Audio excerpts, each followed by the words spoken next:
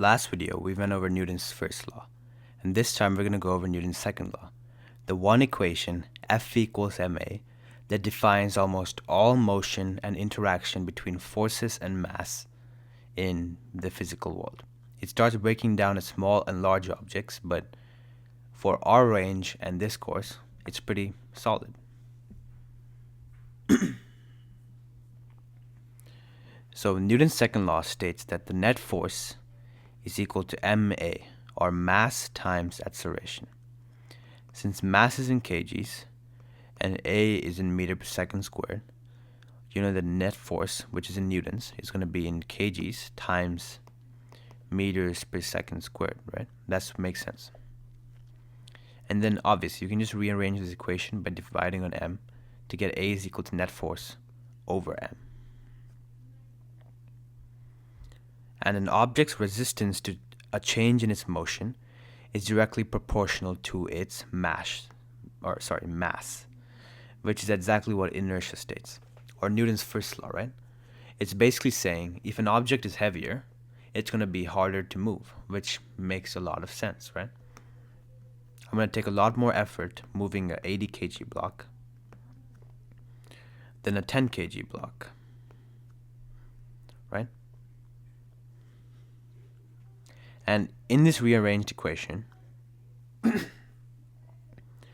you increase the force here, guess what's going to increase? Acceleration as well, right? But if you increase the mass, acceleration is going to decrease. So these have an inverse relationship for the same force, m and a. There's two cases that we can look at acceleration from. The first case is constant force and varying mass, and the second one is free fall. So first, let's look at it from constant force and varying mass. If you have the same force and if you have varying masses, first, before we even approach this problem on what's on the slide, let's just think about it intuitively. If I apply only 40 newtons of force to a block 80 kgs, my acceleration is probably going to be low, right? Because it's not going to move very much. It's a pretty low force. Since it is constant force, if I apply 40 newtons to a 10 kg block, acceleration is going to be high, right? Because it has less weight, so it's going to be easier to move, which is inertia. If something has lesser weight, it's going to be easier to move, and it's going to resist motion less. If it has higher weight, it's going to be more prone to staying in place. It's not going to move as easy, okay? And that's why it's going to stay in place, and it's going to be high. So that's the difference between these two. That's inertia, basically. Just saying if something is heavier, it's harder to move, which you have all experienced, right? Pretty intuitive. So in this case, a is equal to f over m. And you can see how if you increase m, a is going to decrease, right? If f stays the same. And if you decrease m, a is going to increase because you're going to have a lower mass, right? So it's going to be easier to move. That's why you're going to be able to move it easier. So pretty intuitive, I would say. In the second case, so now I'm going to explain why free fall matters and why g is constant. Okay? Fg is equal to m times g. When I went over the types of forces, I went over gravity, and I went over why Fg is equal to m times g, right? That's just the formula here.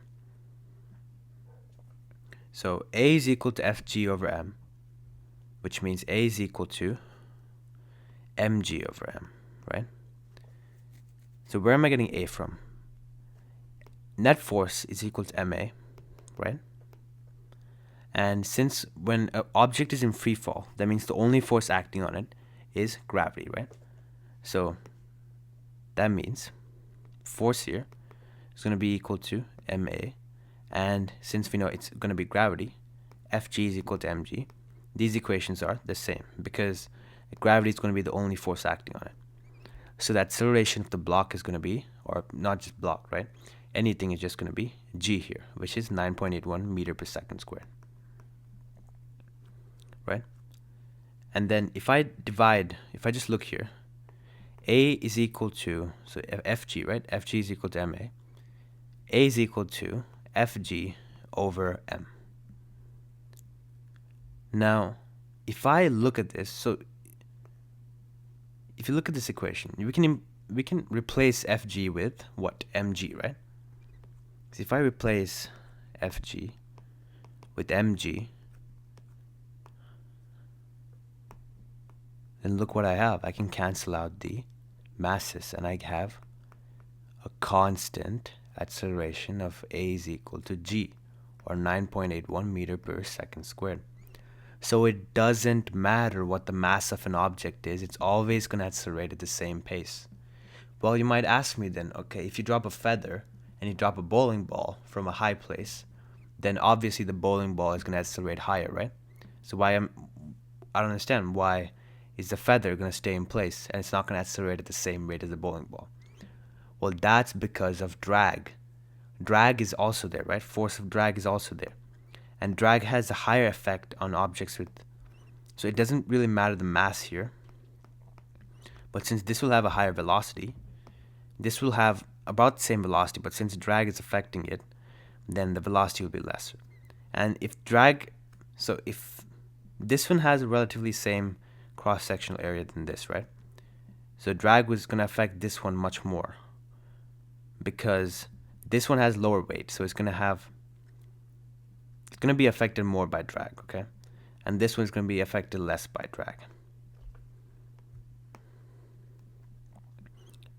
And also, you can think about it as inertia, right? The heavier an object is, the harder it is to move.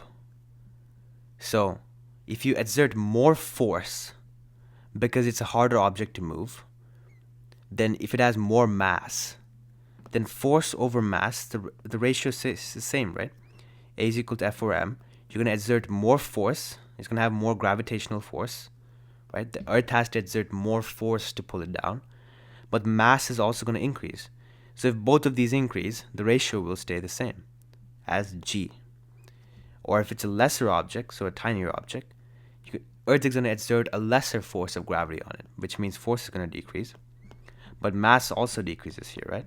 So acceleration is still the same.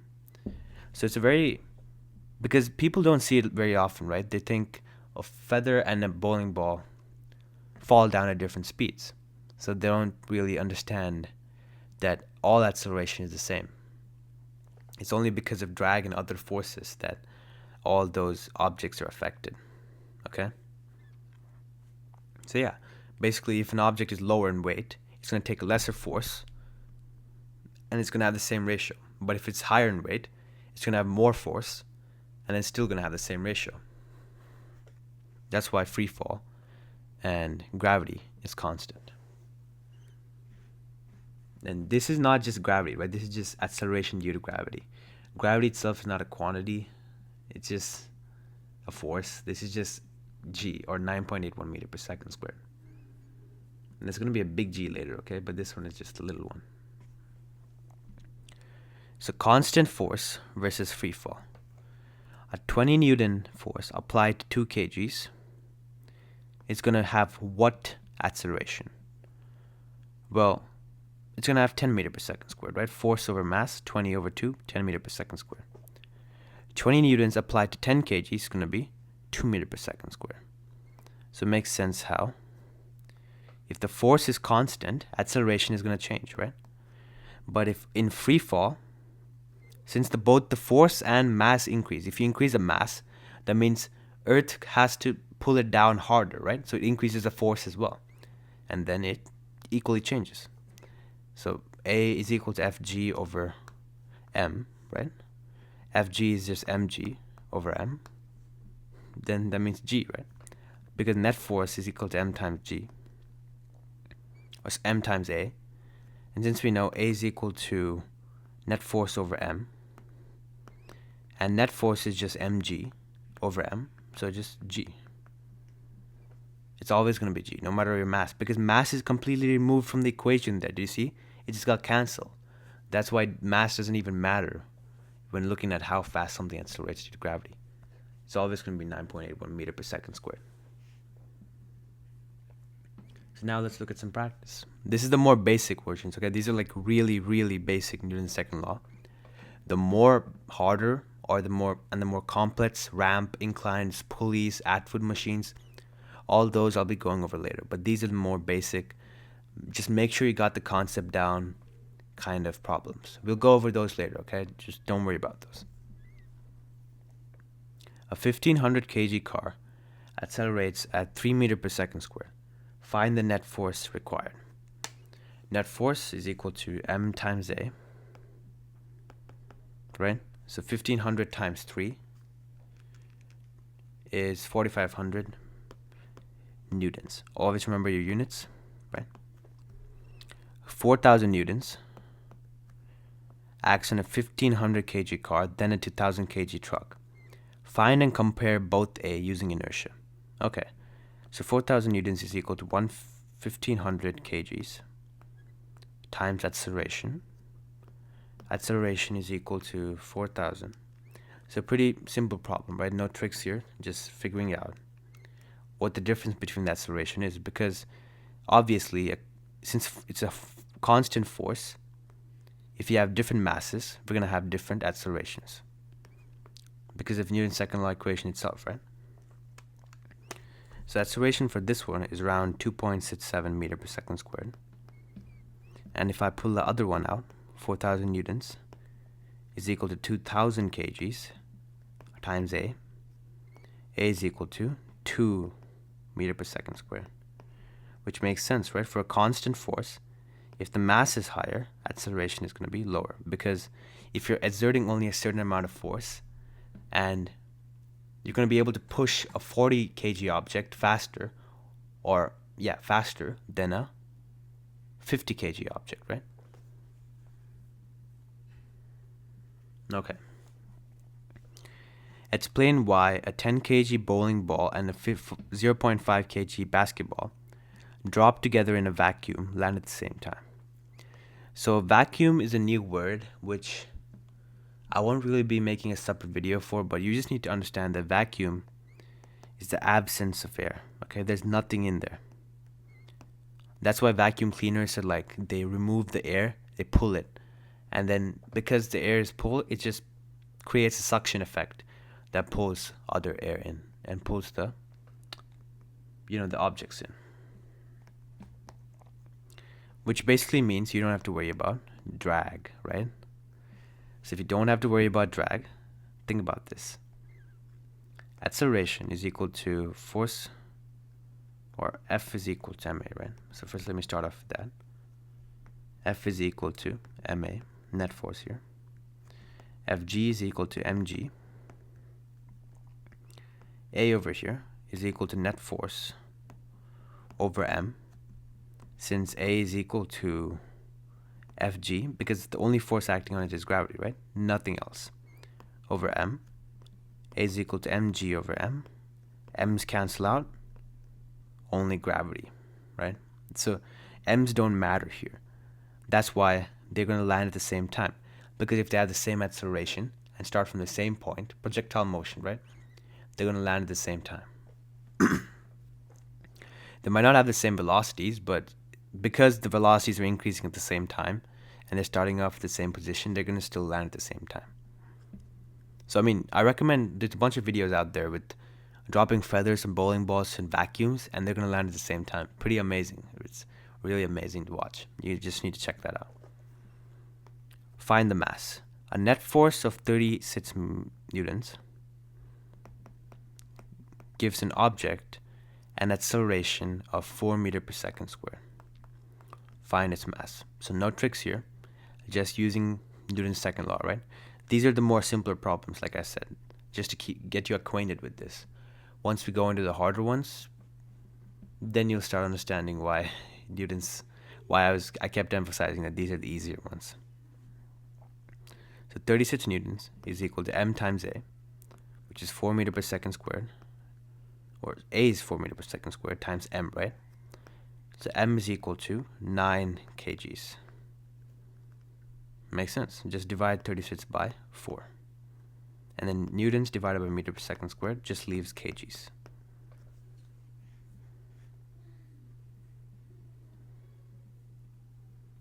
Okay. And next video we'll be going over Newton's third law, okay? So make sure you check that out, because all three laws combined are what are going to give you what you need. And Newton's second law, like I said, right now they're just the easiest of the easiest, just bare bones. Get acquainted with it. We'll be going over inclines, Atwood, pulleys, all the ramps and all the, pressure and all the just horrible stuff that you can imagine. Don't worry about that. I'll make sure you get ready for any kind of problem regarding Newton's second law, and I'll make sure you know how to tackle those. Okay? See you in the next video, and thank you for watching.